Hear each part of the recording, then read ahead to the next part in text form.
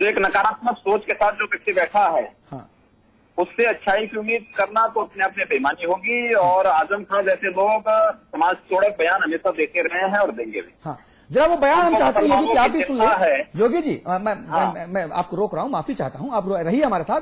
आजम खान साहब का जरा वो बयान मैं आपको भी सुना दूं और अपने 20 करोड़ दर्शकों को भी। ये रहा। अदालत के फैसले का तो सम्मान हमें सबको करना है और ये विवाद कई रोज पहले पैदा हुआ और मेरे ख्याल से अदालत के इस फैसले ने विवाद कोई उग्र रूप न इख्तियार कर ले, उसमें भी बड़ी मदद की है, मिल रहा है। हमें इस बात से फर्क पड़ता है कि हमें कुछ नहीं मिल रहा है। 21 बरस में एक मुसलमान पीसीएस हमें नसीब हुआ। 21 बरस में हमें हाई सेक्रेटरी मुसलमान चाहिए, हमें वक्फ बोर्ड में मुसलमान चाहिए, हमें सुन्नी वक्फ बोर्ड में, शिया वक्फ बोर्ड में मुसलमान चाहिए, हमें हुसैनाबाद ट्रस्ट में मुसलमान चाहिए। जी, सब कुछ ठीक है योगी जी। आजम खान साहब को हर जगह मुसलमान चाहिए, तो इस देश का नाम भी क्या बदलना चाहते हैं? देखिए, आजम खान से अच्छी की उम्मीद क्यों कर सकते हैं? और मुझे लगता है कि आजम खान को सुझाव दूंगा कि उसको पाकिस्तान चले जाना चाहिए, क्योंकि पहले ही उन्हें पाकिस्तान दिया जा चुका है। ये हिंदुस्तान है और यहाँ पर हम लोग किसी भी बात के आधार पर समाज को या राष्ट्र को बांटने की किसी भी साजिश का मुंहतोड़ जवाब देंगे और अगर कोई गलत फहमी में होगा तो समय आने पर उसका जवाब भी दिया जाएगा। बहुत बहुत धन्यवाद योगी जी, बहुत शुक्रिया। भाई सुधींद्र भदौरिया हमारे साथ जुड़ गए हैं। आप बहुजन समाज पार्टी के कद्दावर नेता हैं। सुधींद्र भदौरिया साहब, बहुत बहुत स्वागत है आपका समाचार प्लस पर। भाई साहब, आवाज आ रही है? सुधींद्र जी, आवाज कहीं गुम हो गई है। जब ऐसे मुद्दे आते हैं तो शायद आवाज हमारी कहीं ना कहीं गुम हो जाती है। और आरक्षण विशेष का जो मुद्दा है, ये मुद्दा इतना घुमावदार है कि इसमें अच्छों की आवाज गुम हो जाती है। अमिताभ अग्निहोत्री जी, इस देश का नाम बदल देना चाहिए। प्रधानमंत्री, लोकसभा अध्यक्ष, राष्ट्रपति, तमाम सचिव, सीजीआई, सीवीसी, सीबीआई डायरेक्टर, हर कोई मुसलमान बन जाए। देखिए, ये गजब सी अप्रोच है। ये बहस आज गजब का आरक्षण है। इस बहस को आज मैं थोड़े दूसरे धरातल पर ले जाना चाह रहा था। जब ये सुबह हाई कोर्ट की व्यवस्था आई कि साक्षात्कार पर उसने स्टे दे दिया, कहा अभी साक्षात्कार मत करिए जब तक हम इसकी मेरिट पर इसको डिस्पोज ऑफ नहीं कर दें केस को, तो कुछ बातें मैंने दोपहर में साफ की थी, उनको फिर दोहराऊंगा जिससे ये बहस एक दिशा में जाए। मैं इस बहस को सांप्रदायिकता और उसमें भी नहीं ले जाना चाहता। आरक्षण का विरोध नहीं है, समाचार प्लस आरक्षण का विरोध नहीं कर रहा। जिस आरक्षण को हमारे देश के संविधान ने मान्यता दी, जिस आरक्षण को हमारे द्वारा चुनी हुई संसद ने मान्यता दी, मैं उसके साथ खड़ा हूं। मैं उसका पक्षधर हूं। मैंने मंडल का दौर देखा। भुवन बैठे हैं, इन्होंने वो दौर नहीं देखा होगा। ये मेरे ख्याल से बहुत छोटे बच्चे होंगे उस वक्त। मैंने देखा वो दौर। उस कड़वी याद को भुला के भी मैं उसके समर्थन में हूं आज, क्योंकि हमारे देश की संसद ने उस पर मोहर लगाई है। एससी, एसटी और पिछड़ों के लिए, अन्य पिछड़े वर्गों के लिए जो आरक्षण विधिसम्मत है, जिस पर समय समय पर सुप्रीम कोर्ट ने अपने तमाम फैसलों में मोहर लगाई, हम उसके पक्ष में खड़े हैं, खड़े रहेंगे। एक बात बिल्कुल साफ, ठीक है। आज हम विरोध में क्यों आए? अभी भुवन कह रहे थे कि आरक्षण के खिलाफ, आरक्षण के खिलाफ बात नहीं करूंगा, ना मुझे आरक्षण के व्यवस्था के खिलाफ बात अच्छी लगेगी। हम आरक्षण देने के तरीके पर आपत्ति लेकर आए हैं। इस माइन्यूट उसको भेद को समझना होगा जी। अनिल यादव जो लोक सेवा आयोग उत्तर प्रदेश के अध्यक्ष बने, उन्होंने एक नई व्यवस्था लागू की।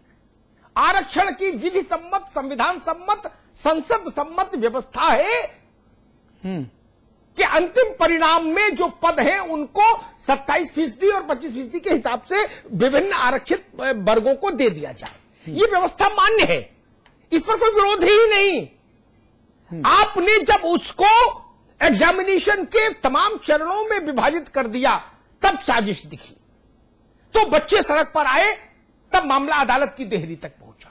हम उसके विरोध के लिए खड़े हुए और वो हमको स्वीकार्य नहीं।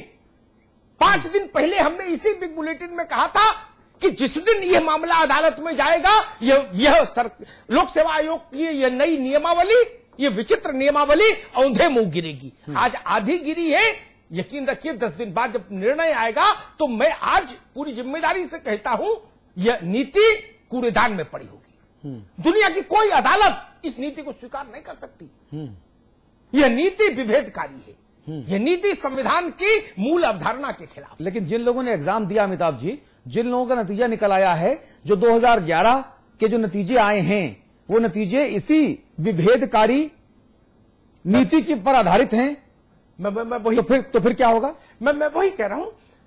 अब यह अदालत के ऊपर निर्भर करेगा कि वह अपने आदेश को किस रूप में लागू कराना चाहता है। अदालत के पास यह अधिकार भी सुरक्षित है कि वो कहे कि इस नीति के तहत जितनी भी नियुक्तियां हुई हैं वो असंवैधानिक है। उसको कोई रोक नहीं सकता ये कहने से। तो वो सारी नियुक्तियां निष्प्रभावी हो जाएंगी। ठीक है। लेकिन मुझे लगता है वो स्थिति समाज में एक नया तनाव पैदा करेगी। तो मेरी समझ ये कहती है कि शायद जिस दिन से अदालत का निर्णय आए उस दिन से वो नई व्यवस्था निरस्त हो जाए। ऐसा निर्णय ज्यादा संभावित है। और अदालत क्या कहेगी इस पर अदालत का प्रोरोगेटिव है, कोई भविष्यवाणी ठीक नहीं, लेकिन मेरी समझ ये कहेगी। और उत्तर प्रदेश लोक सेवा आयोग के जो अध्यक्ष हैं अनिल कुमार यादव, अमिताभ जी, उनके बारे में चर्चा जितनी की जाए उतना कम। ऊपर के 2 बटन खोल के आप आते हैं, रिवॉल्वर रखते हैं। आपके जो बॉडीगार्ड हैं, भाई आप तो गुरु हो, आपको बॉडीगार्ड की जरूरत नहीं होनी चाहिए, लेकिन आपको है। आपने जो सरकारी बॉडीगार्ड मिले उनको काले कपड़े पहना के ब्लैक कैट कमांडो जैसा बना दिया। आप रिवॉल्वर लेके चलते हैं। आपका जो रुख है वो रुख ऐसा है कि भाई जैसे कोई फिल्मी गुंडा टाइप का कैरेक्टर आपको देख के याद आता है पहली नजर में। आप हाई कोर्ट के चीफ जस्टिस के बराबर की आप प्रोटोकॉल मेंटेन करते हैं, करवाते हैं। आपको हटा सकता है केवल राष्ट्रपति, कोई ऐरा गैर आपके ऊपर बात भी नहीं कर सकता है। आप 6 साल तक सदस्य रहे, अब 6 वर्ष के लिए आप अध्यक्ष बन गए। इन 12 वर्षों तक आप बंटाधार कर दीजिएगा सिस्टम का, व्यवस्था का। अमिताभ जी देखिए, तो इसमें मैं केवल अनिल यादव को ही दोष नहीं दूंगा। अनिल यादव की ये तमाम विचित्रताएं हम लोगों ने गिनाई दी पिछले बुक बुलेटिन में, बताया था उनका जन्म पत्र भी खोलकर। लेकिन अनिल यादव के अध्यक्षता वाले लोक सेवा आयोग ने ये जो नई व्यवस्था लागू की, अजब और गजब किस्म की, इस पर उत्तर प्रदेश की हुकूमत ने मोहर लगाई।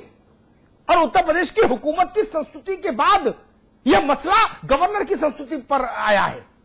इसलिए इसमें दोनों लोग कटघरे में खड़े हैं, उत्तर प्रदेश की सरकार भी और गवर्नर भी। लेकिन गवर्नर को तब भी संदेह का लाभ जाता है क्योंकि संविधान के तहत गवर्नर सरकार की अनुशंसा के अनुरूप काम करने के लिए बाध्य है। हाँ। तो ये उत्तर प्रदेश की सरकार इस जिम्मेदारी से बच नहीं सकती। हाँ। अगर वो ये कहे कि नहीं ये केवल लोक सेवा आयोग के अध्यक्ष का फैसला था, नहीं। हाँ। इस पर उत्तर प्रदेश सरकार की मोहर लगी है जी। और सबसे बड़ी बात, एक ही असंवैधानिक काम नहीं किया आयोग ने। आयोग जब से बना उत्तर प्रदेश लोक सेवा आयोग, तब से वहां साक्षात्कार की एक प्रक्रिया थी। जो बच्चे जाते थे इंटरव्यू बोर्ड के सामने, हाँ। इंटरव्यू बोर्ड के पास उन बच्चों की पहचान नहीं होती थी। हाँ। ये नहीं होता था ये अग्निहोत्री है, ये ठाकुर है, बामन है, बनिया है, काची है, कोरी है, कुर्मी है, ये आजमगढ़ का रहने वाला है। हाँ। कि फर्रुखाबाद का रहने वाला, ये कुछ नहीं होता था। एक बार कोडिंग सिस्टम था, एक कोड होता था। हाँ। और बच्चा सामने होता था। ठीक है। और इस नए अध्यक्ष ने ये पक्षपातपूर्ण व्यवस्था लागू करवाई। हाँ। कि इंटरव्यू बोर्ड के सामने उसका जीवन चरित्र होगा। हाँ। किस लिए? भेदभाव के लिए। हाँ। निष्पक्षता वहां दम तोड़ देती जी। और एक यहां पर एक बात और, पहले के जमाने में आप जानते होंगे भवन भाई, पहले क्या होता था कि इंटरव्यू 200 अंकों का होता था। आपको मिनिमम 79 देने जरूरी थे और मैक्सिमम 142 तक जाता था। ऐसे ही होता था ना। लेकिन अब आपने उसमें भी हेर फेर कर दिया। आपने मिनिमम अंक कर दिए 20 और मैक्सिमम कुछ भी नहीं। और आप नाम और जाति पहले पूछवा देते हो। यानी कि मैसेज साफ है कि जो सजाती यादव हो, मुसलमान हो या जिसको आप चाहो, उसको इंटरव्यू में ठोक के नंबर दे दो। 1102, 1101 हो गए तो आप तो डिवाइस पी वैसे ही हो गए भैया। अतुल जी देखिए, आप एसडीएम बने ना बने डिवाइस पी तो हो ही गए। अतुल जी देखिए, ऐसा है कि जैसा कि अभी हमारे अग्निहोत्री जी बता रहे थे। हाँ। कि लोक सेवा आयोग के जो हमारे अध्यक्ष जी हैं, जिस तरीके से उनका कार्यशैली है, जिस तरीके से उनका लिविंग स्टैंडर्ड है, हाँ। मतलब बहुत ही ये दुखद है कि इतने महत्वपूर्ण पद, इतने जिम्मेदारी के पद पे होते हुए अगर किसी व्यक्ति का व्यवहार इस तरीके, एक मतलब जिसे कहना चाहिए कि अरे उनसे भाई साहब 17 साल सीनियर, 17 वर्ष सीनियर जो है वो उनके अधीन काम करते हैं, संयुक्त सचिव हैं। का एहसास ही ना हो, जिसको अपने पद की गरिमा का एहसास ही ना हो, हाँ। ऐसे व्यक्ति से केवल हम नकारात्मक चीजों की उम्मीद कर सकते हैं। ठीक बात है। शाहिद मंजूर साहब मौजूद है हमारे साथ, शाहिद मंजूर मौजूद हैं। आप अखिलेश जी के मंत्रिमंडल में श्रम मंत्री हैं। शाहिद मंजूर साहब, खैर मकदम है आपका, इस्तकबाल है आपका, लेकिन एक महत्वपूर्ण सवाल यह है कि क्या पूरे उत्तर प्रदेश को हम अलग अलग जातियों में, अलग अलग मजहबों में बांटना चाहते हैं? अगर हां तो फिर ये आपकी सरकार की मर्जी, अगर नहीं तो फिर जो उत्तर प्रदेश लोक सेवा आयोग में इलाहाबाद में हो रहा है और इलाहाबाद हाई कोर्ट की फटकार लताड़ आज सरकार को सुननी पड़ी, वो क्यों?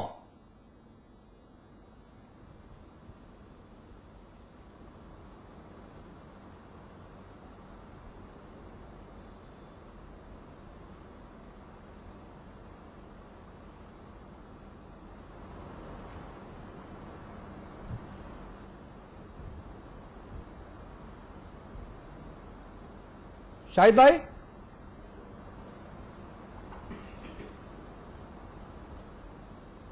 शायद आवाज में कुछ दिक्कत है, शायद आवाज में कुछ दिक्कत है मुझे लगता है। जी भुवन भाई, अपनी बात पूरी कीजिए आप। जी हाँ अतुल जी, मैं एक बात आपसे कहना भुवन भाई, एक मिनट। जी विजय बहादुर सिंह साहब हमारे साथ हैं, आप सांसद हैं, हमीरपुर बुंदेलखंड के आप रहने वाले हैं, अभी तक बसपा में थे और शायद उन्होंने जब नरेंद्र भाई दामोदर दास मोदी की तारीफ की तो मायावती जी जल भुन गई और उनको आजकल अभी सस्पेंशन मोड में डाला हुआ है। विजय भाई, सही कह रहा हूं मैं? बिल्कुल 100% सही। चलिए ठीक है। ये बताइए, यूपी सरकार आरक्षण के मुद्दे पर जो कर रही है, क्या वो भी 100% सही है? देखिए, मैं आपसे बता दूं, मैं 35 साल से इलाहाबाद में हूं, उससे ज्यादा। हाँ। एक टाइम जब सीबी गुप्ता वगैरह यहाँ चीफ मिनिस्टर थे, हाँ। तो जो सबसे क्लीन, हेलो, हाँ जी, सबसे महत्वपूर्ण, सबसे ईमानदार, सबसे योग्य, वही मेंबर पब्लिक सर्विस कमीशन बनाया जाता था। हाँ। और उनके नाम से ईमानदारी, विद्वता झलकती थी, निष्पक्षता उनका आभूषण था। ठीक बात है। अब क्या हुआ है, पिछले 10-15 साल से जात के बेसिस पे, राजनीति के बेसिस पे, खैरात की तरह लोग बाग इस पब्लिक सर्विस कमीशन पे भरते हैं लोगों को। और अब नतीजा हुआ कि पब्लिक सर्विस कमीशन पे जो फेथ और विश्वास था वो 0 है। और सब लोग उनको मैनेज करने के लिए पटाने की बात करते हैं। ठीक है। ये तो इनकी मतलब इन पे कोई विश्वास, पहले पब्लिक सर्विस कमीशन के चेयरमैन को कोई फंक्शन में देख लो तो लोग बाग उनसे मिलने, हाथ मिलाने के लिए तरसते थे। अब क्या हुआ, हमने देखा डिग्री कॉलेज के लेक्चरर को प्रिंसिपल इनको कमीशन के मेंबर बना रहे हैं।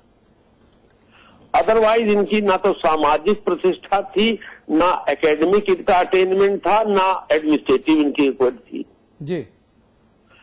वो इसलिए बनाते थे कि मुख्यमंत्री जो कहें उनको भर्ती कर दीजिए। ना मुझे बताइए, मैं बहुत सीधी अच्छा सुन लीजिए। अब इन्होंने सुप्रीम कोर्ट के, हाई कोर्ट में, आज हाई कोर्ट में था, बहस कर रहा था, दूसरे सुप्रीम कोर्ट और हाई कोर्ट की व्यवस्था है, कानून की रूलिंग है। हाँ। कि जब कमीशन का एडवर्टीजमेंट हो जाता है उसके बाद आखिर तक एक कॉमा फुल स्टॉप रूल नहीं बदल सकते आप। इन्होंने 2 बार उसको रूल बदल दिया। रूल बदलने का इनको अधिकार ही नहीं है।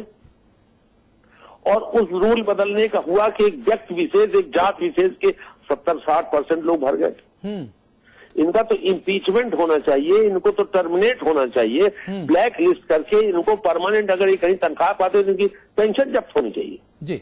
ना ये सब होना चाहिए, लेकिन तब तक ये समाज, जितना समाज का ये नुकसान कर सकते थे वो तो कर रहे हैं ना। 6 साल आप सदस्य रहे, अब आप 6 साल के लिए अध्यक्ष बना दिए गए। आपका जो ओहदा है वो हाई कोर्ट के चीफ जस्टिस के बराबर का है। आपको इम्पीचमेंट भी अगर होगा तो आपको राष्ट्रपति हटा सकता, कोई हटा नहीं सकता। ऐसे में आम जनता चिल्लाती रहेगी, छात्र चिल्लाते रहेंगे। जो कल एसडीएम और एसपी बनना चाह रहे थे, अब उनके ऊपर पुलिस वाले लाठियां मार रहे हैं। हाँ, बिल्कुल सही बात। और ये इससे सबसे बड़ी दिक्कत ये हो रही है देश में टैलेंट और लोगों को खत्म हो जाएगा। देश एकदम तालिबान की तरह, अफगानिस्तान की तरह जंगली हो। जब पढ़ने लड़के, अच्छे लड़के सेलेक्ट नहीं होंगे तो देश कैसे काम चलेगा? ठीक बात है। शाहिद मंजूर साहब हमारे साथ हैं। विजय बहादुर जी, शाहिद मंजूर हमारे साथ हैं। आप श्रम राज्य मंत्री उत्तर प्रदेश सरकार में हैं। शाहिद मंजूर साहब, मुझे एक बात समझ नहीं आती, क्या पूरे प्रदेश का, पूरे देश का यादवीकरण कर